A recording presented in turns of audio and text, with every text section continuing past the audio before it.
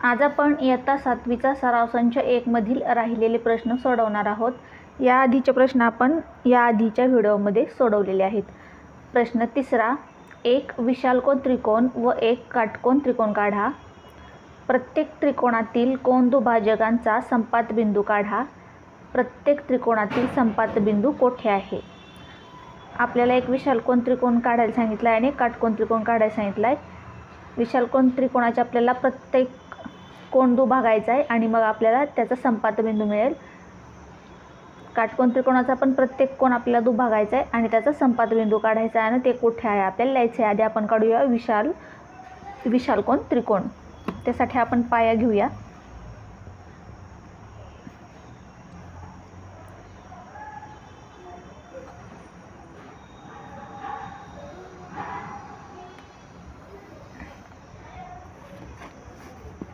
विशालकोन त्रिकोण काढण्यासाठी आपण अंदाजे पाया घेतलेला आहे। या पायाला नाव देऊया आपण QR। Q बिंदूवर कोनमापक ठेवून आपण एक विशालकोन इथे करून घेणार आहोत। पहा, 90 अंशापेक्षा मोठा तो विशालकोन असतो। 140 अंशाचा 130 अंशाचा आपण विशालकोन करून घेऊया। 90 पेक्षा किती मोठा आपण विशालकोन इथे करू शकतो। हा बिंदू जोडला आपण। आता या बिंदूला आपण नाव देऊया P। P बिंदू आणि R बिंदू जोडून घेतला की आपला विशालकोन त्रिकोण तयार होईल। अशा प्रकारे आपण विशालकोन त्रिकोण काढला। आता P, Q, R हे कोन आहेत ते आपल्याला दुभागायचे आहेत। आधी आपण हा Q जो कोन आहे तो आपण दुभागूया। हा Q कोन हा आपण दुभागूया। त्यासाठी आपण कंपासचं टोक Q बिंदूवर ठेवून कंपासमध्ये विशिष्ट अंतर घेऊन PQ वर एक कंस काढला। त्याच अंतराने QR वर एक कंस काढला। QR बाजूवर एक कंस काढला। आता कंपासमध्ये विशिष्ट अंतर घेऊन हे जे कंस आहेत त्याच्या छेदनबिंदूवर कंपासचं टोक ठेवून एक कंस काढला आणि तेच अंतर कायम ठेवून दुसऱ्या कंसाच्या छेदनबिंदूवर कंपासचं टोक ठेवलं आणि पहिल्या कंसाला छेदणारा एक कंस काढला। हा कंस छेदत नसेल तर आपण हा पहिला कंस वाढवून घेऊया। अशा प्रकारे आपण या दोन कंसांचा छेदनबिंदू मिळवला। आता हा छेदनबिंदू आणि Q बिंदू जोडला की आपल्याला हा कोनाचा कोन दुभाजक मिळेल। Q बिंदू आणि हा छेदनबिंदू आपण जोडून घेतला। हा मिळाला आपल्याला Q कोनाचा कोन दुभाजक। यामुळे Q कोनाचे सारखे दोन भाग झाले। आता आपण हा R कोन दुभागूया। त्यासाठी आपण कंपासचं टोक R बिंदूवर ठेवलं आणि PR वर एक कंस काढला। त्याच मापाने RQ वर एक कंस काढला। आता पुन्हा कंपासमध्ये विशिष्ट अंतर घेऊन आपण या छेदनबिंदूवर ह्या ज्या कंसाच्या छेदनबिंदूवर कंपासचं टोक ठेवलं आणि एक कंस करून घेतला। तेच अंतर कायम ठेवून या QR बाजूच्या जो कंस काढला होता त्या छेदनबिंदूवर कंपासचं टोक ठेवलं आणि पहिल्या कंसाला छेदणारा दुसरा कंस काढला। हा जो आपल्याला छेदनबिंदू मिळाला या दोन कंसांचा तो आपण जोडूया। R बिंदूशी जोडूया आपण तो R बिंदू आणि हा बिंदू जोडला की आपल्याला R या कोनाचा कोन दुभाजक मिळेल।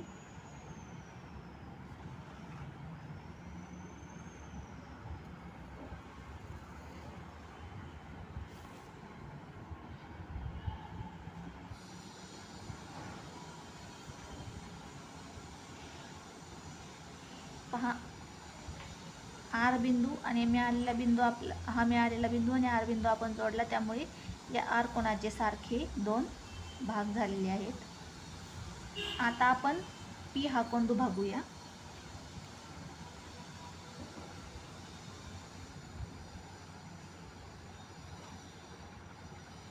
त्यासाठी आपण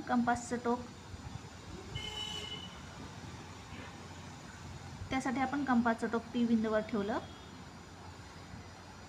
या बाजूवर एक कंस टाकला आणि या बाजूवर एक कंस टाकला. आता कंपासमध्ये पुन्हा विशिष्ट अंतर घेऊन या ज्या कंसांचे छेदनबिंदू आहेत, पहिल्या कंसाचे छेदनबिंदू त्यावर कंपासचं टोक ठेवलं आणि एक कंस करून घेतला. नंतर दुसऱ्या कंसाच्या छेदनबिंदूवर कंपासचं टोक ठेवून त्याच अंतराने पहिल्या कंसाला छेदणारा एक कंस करून घेतला. आता हा जो छेदनबिंदू मिळाला तो बिंदू आणि P बिंदू जोडला की आपल्याला या P कोनाचा दुभाजक मिळेल.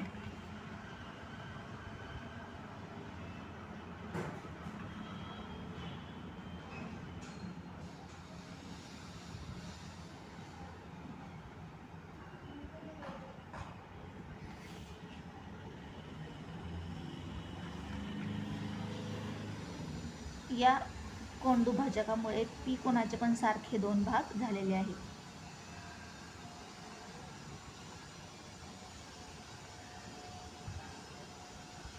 आता आपण जे 3 दुभाजक काढले ते पहा या बिंदूमध्ये एकत्र आले. त्याला आपण नाव देऊया I. आणि 3 दुभाजक एकत्र येतात तो आहे त्यांचा संपात बिंदू. तो कुठे आहे? त्रिकोणाच्या आतमध्ये. त्रिकोणाच्या बाहेर नाही, तो आहे त्रिकोणाच्या आतमध्ये. I हा बिंदू आहे त्यांचा संपात बिंदू. आता आपल्याला काय करायचं आहे? एक काटकोन त्रिकोण काढायचा आहे आणि त्याचे अशाच प्रकारे तिन्ही कोण दुभागायचे आहेत. आता आपण काढूया काटकोन त्रिकोण.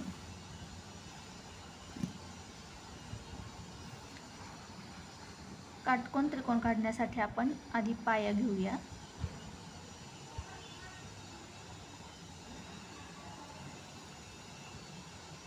अंदाजे आपण काटकोन त्रिकोण काढण्यासाठी पाया घेतला.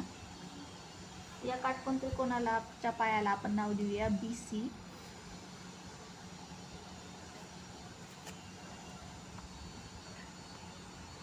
कोनमापक घेतलं. B वर कोनमापकाचा मध्यबिंदू ठेवला आणि 90 अंशाचा कोन इथे करून घेतला. काटकोन त्रिकोण काढायचा आहे म्हणून आपण इथे 90 अंशाचा कोन केला. मिळालेला बिंदू आणि B बिंदू जोडला. या बिंदूला आपण नाव देऊया A. A आणि C बिंदू जोडला असता आपल्याला काटकोन त्रिकोण मिळेल.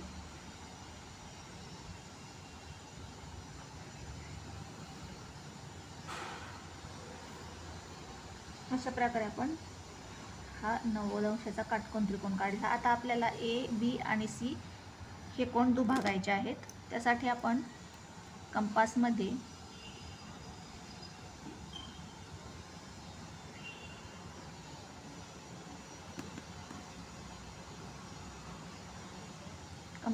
योग्य अंतर घेऊन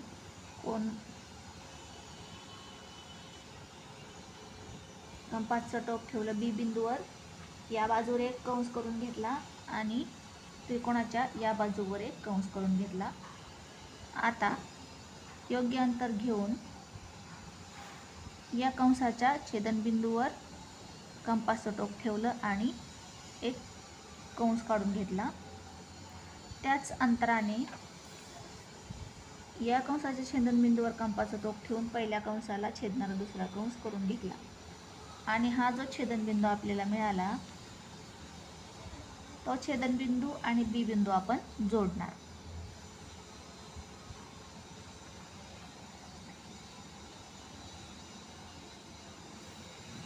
B बिंदू आणि हा छेदनबिंदू जोडल्यामुळे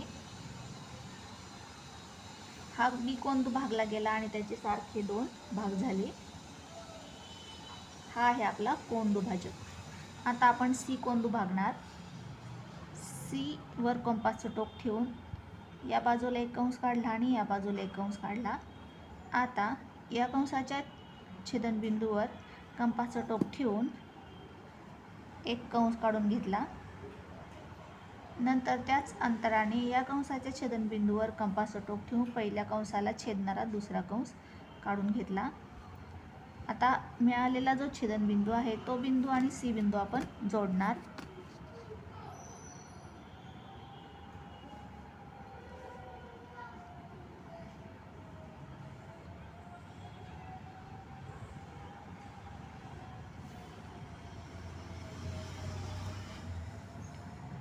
या कोनदुभाजकामुळे सी कोणाचे सुद्धा सारखे दोन भाग झालेले आहेत. हा आणि हा दोन्ही कोण सारखे आहेत. नंतर आपण आता ए कोण दुभागूया. त्यासाठी कंपासचं टोक ए बिंदूवर दोन्ही बाजूला कंस करून घ्यायचे. आता या कंसांच्या छेदनबिंदूवर कंपासचं टोक ठेवायचं. पुन्हा आतल्या बाजूला आपण कंस करून घेतला. या कंसाच्या छेदनबिंदूवर कंपासचं टोक ठेवून त्याच अंतराने पहिल्या कंसाला छेदणारा दुसरा कंस आपण काढून घेऊया. या इथे आपल्याला या दोन्ही कंसांचा छेदनबिंदू मिळाला आहे. आता हा छेदनबिंदू आणि ए बिंदू जोडला की आपल्याला ए कोणाचा कोनदुभाजक मिळेल. अशा प्रकारे आपण ए हा कोनसुद्धा दुभागला. ए कोणाचे सुद्धा सारखे दोन भाग इथे झालेले आहेत. आता पहा, हे तिन्ही जे आपण कोनदुभाजक काढले त्यांचा संपात बिंदू, त्याला आपण नाव देऊया आय. तो काटकोन त्रिकोणाचा सुद्धा अंतर्भागात आहे आणि विशालकोन त्रिकोणाचा सुद्धा आपण काढला होता, तो सुद्धा अंतर्भागात होता.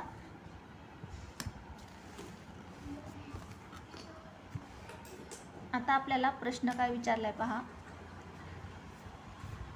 प्रत्येक त्रिकोणातील कोनदुभाजकांचा संपात बिंदू काढा. आपण तो काढला. प्रत्येक त्रिकोणातील संपात बिंदू कोठे आहे असा प्रश्न विचारलाय. तो कोठे आहे तर अंतर्भागात आहे. आपण खाली मग लिहूया, प्रत्येक त्रिकोणातील विशालकोन त्रिकोण आणि काटकोन त्रिकोणातील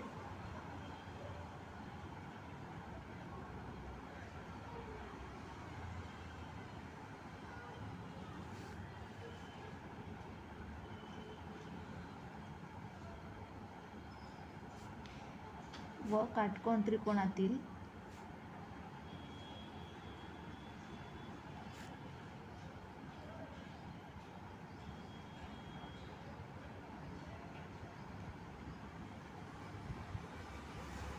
कोनदुभाजकांचा संपात बिंदू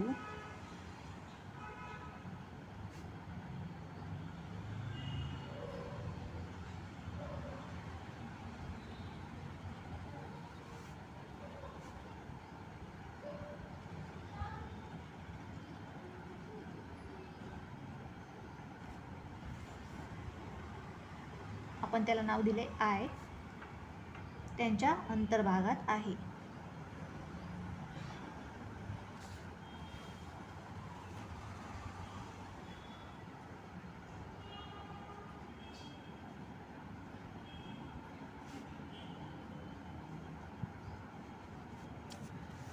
पहा, हा त्रिकोणाचा आतला भाग म्हणजे अंतर्भाग आणि हा आहे त्रिकोणाचा बाह्य भाग. मग आय हा आपला अंतर्भागात आहे. चौथा प्रश्न, एक काटकोन त्रिकोण काढा. त्याच्या भुजांचे लंबदुभाजक काढा. त्यांचा संपात बिंदू कोठे आहे. आता आपण कोनदुभाजक काढले. आता आपल्याला काय काढायचे, भुजांचे लंबदुभाजक. आपण आधी काटकोन त्रिकोण काढूया.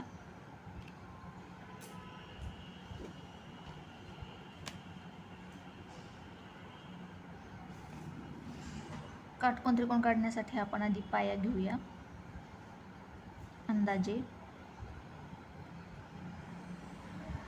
अंदाजे आपण पाया काढून घेतला.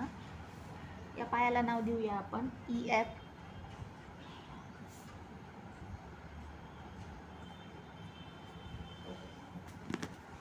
कोणमापकाने E वर 90 अंशाचा कोन करून घेऊया. हा बिंदू आणि E बिंदू जोडू. इथे झाला 90 अंशाचा कोन. 90 अंश. आपल्याला काय काढायचं आहे, काटकोन त्रिकोण. या बिंदूला आपण नाव देऊया D.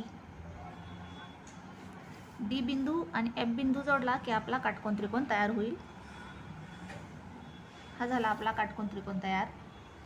आता आपल्याला DE या भुजेचा लंबदुभाजक काढायचा, म्हणजे या बाजूचे सारखे दोन भाग करणारा रेषा काढायची आहे. नंतर EF ची पण आणि DFD ची पण. आपण आधी EF या बाजूची सारखे दोन भाग करणारी रेषा म्हणजेच लंबदुभाजक काढूया. त्यासाठी आपल्याला काय करावं लागतं, ईवर कंपासचं टोक ठेवलं आणि निम्म्यापेक्षा जास्त अंतर घेतलं. ईवरच कंपासचं टोक ठेवून त्या अंतराने वरच्या बाजूला एक कंस करून घेतला आणि खालच्या बाजूला त्याच अंतराने एक कंस घेतला. तेच अंतर कायम ठेवून एफवर कंपासचं टोक ठेवलं.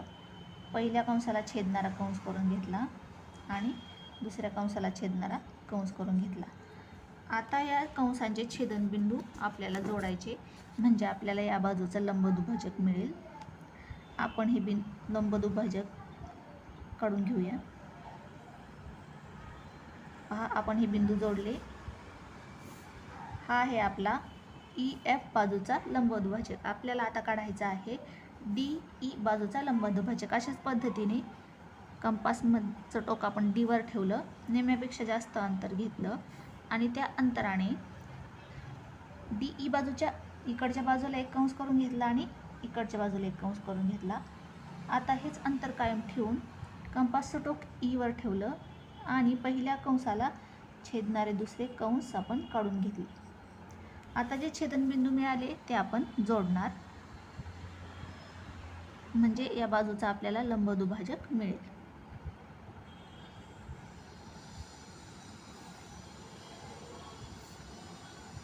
हे छेदनबिंदू आपण जोडले. DE बाजूचा आपण लंबदुभाजक काढला. DE बाजूचे सारखे दोन भाग या लंबदुभाजकामुळे झाले. EF बाजूचे सुद्धा सारखे दोन भाग या लंबदुभाजकामुळे झाले आहेत. आता आपल्याला DF बाजूचा लंबदुभाजक काढायचा आहे.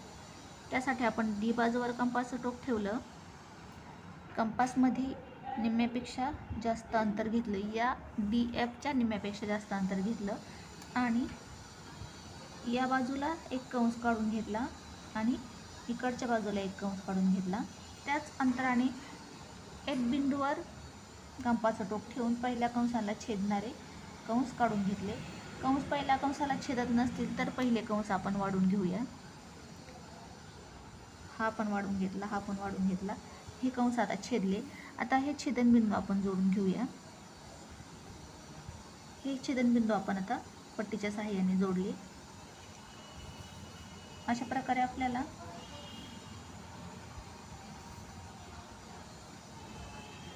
DF बाजूचा सुद्धा आपण लंबदुभाजक काढला, त्यामुळे DF बाजूचे सारखे दोन भाग झालेले आहेत. आता हे तिन्ही जे आपण लंबदुभाजक काढले ते या बिंदूमध्ये एकत्र आले. तो बिंदू आपण त्याचं नाव देऊया C.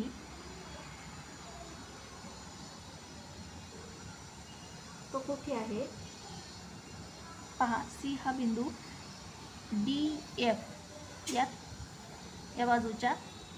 या बाजूवर आहे. म्हणजे DF आहे काय आहे, या काटकोन त्रिकोणाचा कर्ण आहे. म्हणजे हा C बिंदू या कर्णावर आहे, काटकोन त्रिकोणाच्या कर्णावर आहे.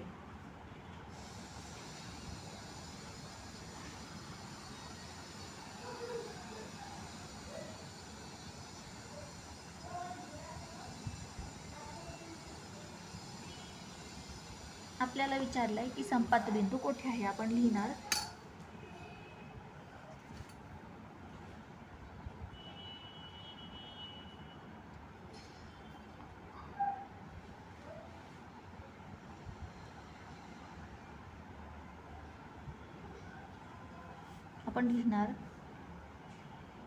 काटकोन त्रिकोणाच्या भुजांचे काटकोन त्रिकोणाच्या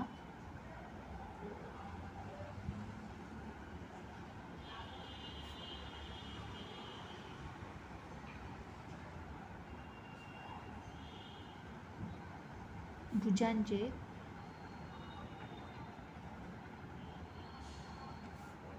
लंबदुभाजक C या संपात बिंदूतून जातात.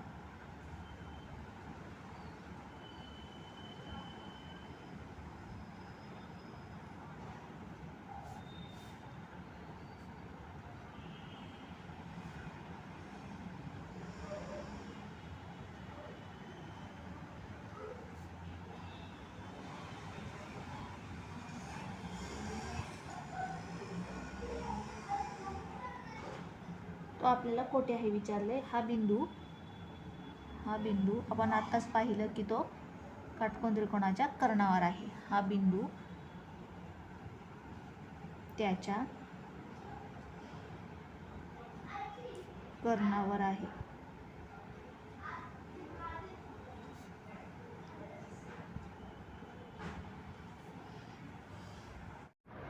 पाचवा प्रश्न, मैथिली, शैला व अजय हे तिघे एका शहरात वेगवेगळ्या ठिकाणी राहत असून त्यांच्या घरापासून समान अंतरावर खेळण्याचे एक दुकान आहे.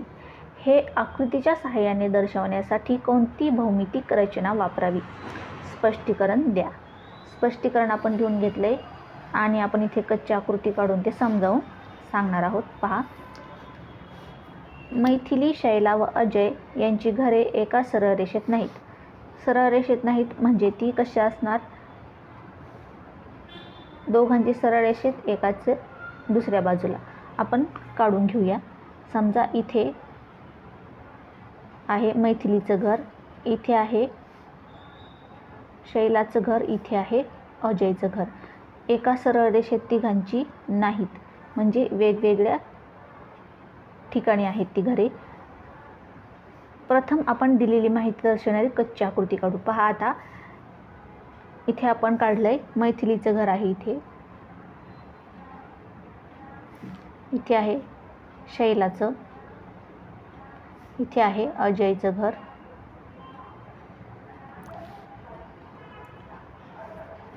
मैथिलीचे घर, शैलाचे घर, अजयचे घर यांना आपण नावे देऊया. ए, बी आणि सी अशी आपण त्यांना नावे दिली. हे तिन्ही बिंदू जोडले असता पहा, तिन्ही बिंदू जोडले की आपल्याला काय मिळेल? एक त्रिकोण मिळेल. तिन्ही बिंदू जोडले असता ABC तयार होईल, त्रिकोण ABC तयार होईल. पहा, आपण जोडूया. त्रिकोण ABC तयार होतोय तिन्ही बिंदू जोडले असता.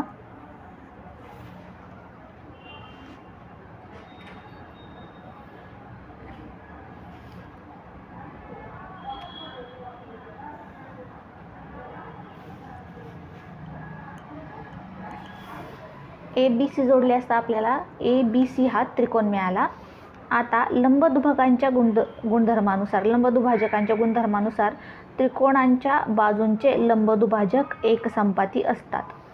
पहा, आपण या त्रिकोणांच्या बाजूचे, आताच आपण काटकोन त्रिकोणाच्या बाजूचे लंबदुभाजक काढले. आपण या बाजूंचे लंबदुभाजक काढले की ते असतात एकसंपाती आणि त्यांचा एक संपात बिंदू असतो. एक संपाती असतात म्हणजे काय? ते एका बिंदूत एकत्र येतात आणि हा संपात बिंदू तो एकत्र येतो. तो बिंदू कुठं असतो? तर या A, B आणि C पासून सारख्या अंतरावर असतो. कुठेतरी इथे सारख्या समान अंतरावर असतो. आपण असे लंबदुभाजक काढले. समजा ह्या बाजूचा लंबदुभाजक काढला, या बाजूचा लंबदुभाजक काढला असा, आणि या बाजूचा सुद्धा आपण लंबदुभाजक काढला. तर या एका बिंदूत ते तिन्ही लंबदुभाजक एकत्र येतात आणि हा संपर्क बिंदू शिरोबिंदूंपासून, शिरोबिंदू म्हणजे काय? हे ABC यांच्यापासून समान अंतरावर असतो. A पासून सुद्धा तेवढ्याच, B पासून सुद्धा तेवढ्याच आणि C पासून सुद्धा तेवढ्याच अंतरावर असतो.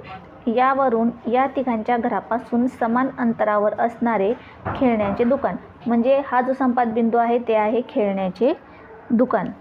आपण नाव देऊ याला खेळण्याचे दुकान.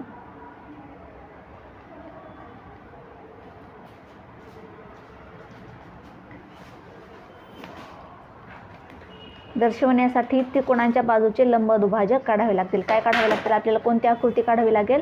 त्रिकोणांच्या बाजूंचे लंबदुभाजक काढावे लागतील.